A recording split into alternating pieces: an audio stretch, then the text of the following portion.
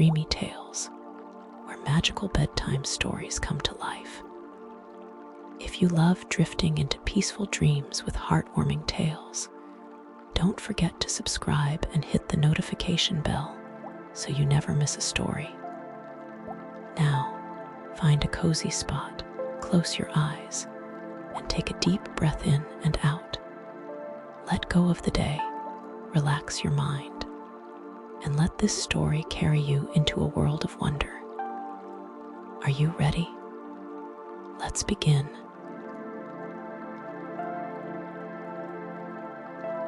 The attic had always been a world of secrets. Dust swirled in the golden moonlight that streamed through the small, round window, illuminating the forgotten relics of the past. An old rocking chair stood still in the corner. A trunk filled with yellowed letters rested beneath a wobbly table, and shelves lined with brittle books leaned against the walls. In this attic lived two unlikely friends. Whiskers, a small, scruffy rat with quick paws and bright, curious eyes, and Felix, a large black cat with sleek fur and an air of wisdom. Despite their differences, they had grown to trust each other, sharing their quiet attic home above the elderly owners of the house, Mr. and Mrs. Evergreen.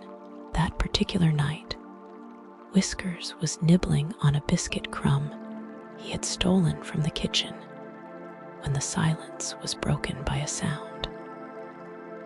A long, slow creak, like footsteps, pressed into the wooden floor.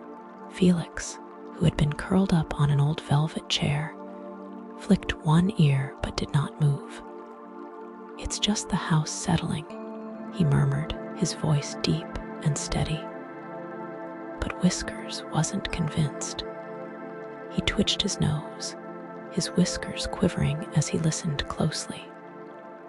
The sound came again, this time softer, more deliberate. It wasn't just creaking. It was whispering. His tiny heart pounded. "Felix, I think something is under the floorboards." The cat finally lifted his head, his emerald eyes gleaming in the dim light. "Nonsense," he yawned.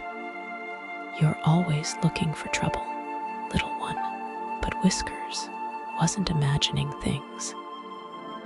He scurried toward the far end of the attic, where the floor met the curved window, his tiny claws clicking against the wood. As he pressed his paws against the floorboards, he felt something faint but undeniable. A vibration, as if something beneath the wood was alive. Then, barely more than a breath, came a whisper. "Find the key hidden beneath the moon." Felix was on his feet now.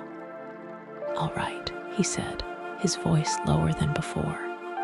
That was not the house. Whiskers gulped, his tail twitching anxiously. "The moon.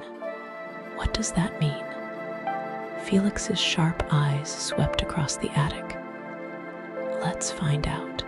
Together, they searched the room. They peered behind stacks of forgotten books, checked inside dusty drawers, and even nudged aside an old, moth-eaten rug. But nothing seemed unusual. Then, Whiskers spotted it. Near the old wooden beams, where the moonlight cast a silvery glow, there was a small carving in the floor so faint it was nearly invisible. A crescent moon, no bigger than a walnut, etched into the wood. Felix stepped closer, his long tail swishing. "That's not just decoration," he murmured. With careful precision, the cat pressed one claw against the carving. Click. The floorboard shifted slightly. Excited, Whiskers wiggled his paws into the gap and pushed. The board creaked, then lifted, revealing a small, hidden compartment. Inside lay a tiny, delicate key. It was old, its silver surface dulled by time, but its shape was unmistakable, a skeleton key, small enough to fit into a lock no bigger than a mouse hole. Whiskers' heart pounded with excitement. A key. But where's the lock? Before Felix could answer, a sudden thump echoed from downstairs. They froze. It was late. The Evergreens should have been fast asleep. And yet, something or someone was awake. What had they just uncovered? A key hidden for who knows how long. But to what? And now, a mysterious noise from below.